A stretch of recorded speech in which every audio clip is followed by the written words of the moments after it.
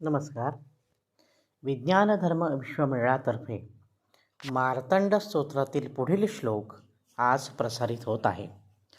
छाया प्रियाय मणिकुंडलमंडिताय सुरोत्तमाय सरसीरुह बांधवाय सौवर्णरत्नमुकुटाय विकर्तनाय सूर्याय तीव्रकिरणाय नमो नमस्ते. आता इथे पहिला शब्द असा आहे छायाप्रियाय. म्हणजे काय? छायेचा प्रिय, त्याला नमस्कार. आता ही छाया कोण? तर छाया ही सूर्यदेवाची पत्नी. सूर्यदेवाची पहिली पत्नी म्हणजे संज्ञा.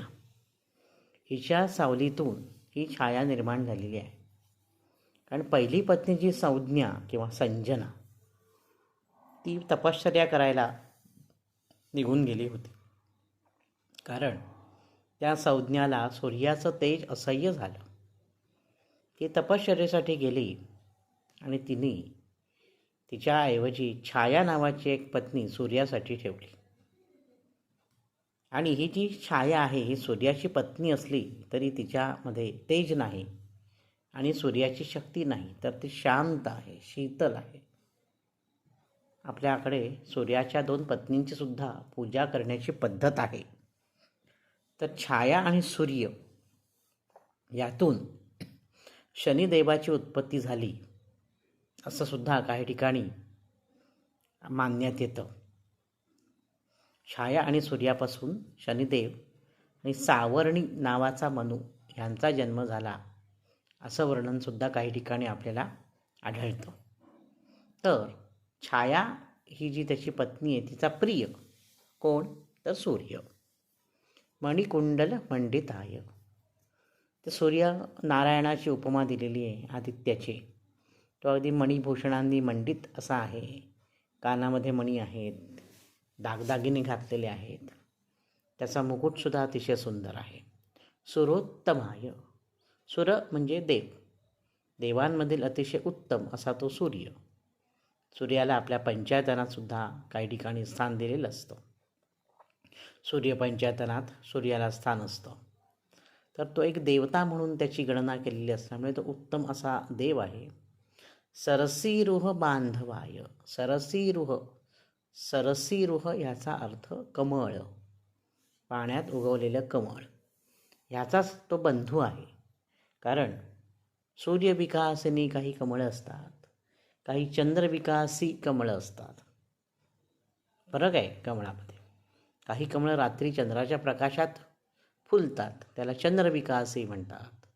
काही कमळं ही सूर्यामुळे फुलतात, उमलतात, त्याला सूर्यविकासी कमळं असं म्हणतात. तर हा जो सूर्य आहे हा सरसीरुह म्हणजे कमळांचा बंधू, म्हणजे कमळांचा पोषण करता आहे. सूर्याच्या उष्णतेने आणि किरणांमुळे, प्रकाशाने कमळं उगवतात. सौवर्ण रत्न मुकुटाय.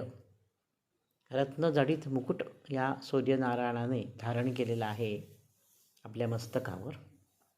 आणि सोन्यासारखा पिवळा दिसतो तो.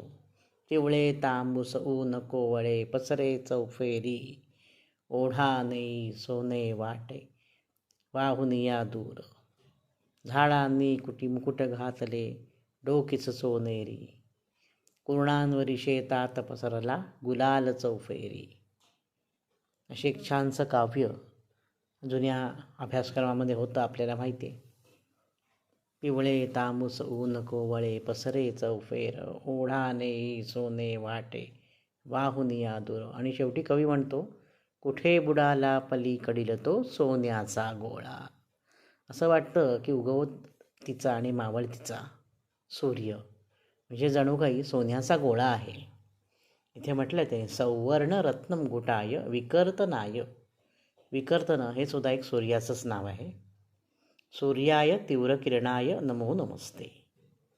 अशा प्रकारे सर्वात प्राणी मात्रांना जीवन देणाऱ्या, किरणांनी आयुष्य प्रदान करणाऱ्या या सूर्याला माझा नमस्कार. आजच्या भागात मी इथे थांबतो. नवनवीन माहितीपूर्ण व्हिडिओ पाहण्यासाठी, ऐकण्यासाठी वैभव दातार ऑफिशियल हा माझा यूट्यूब चॅनल जरूर आणि जरूर सबस्क्राईब करा. धन्यवाद.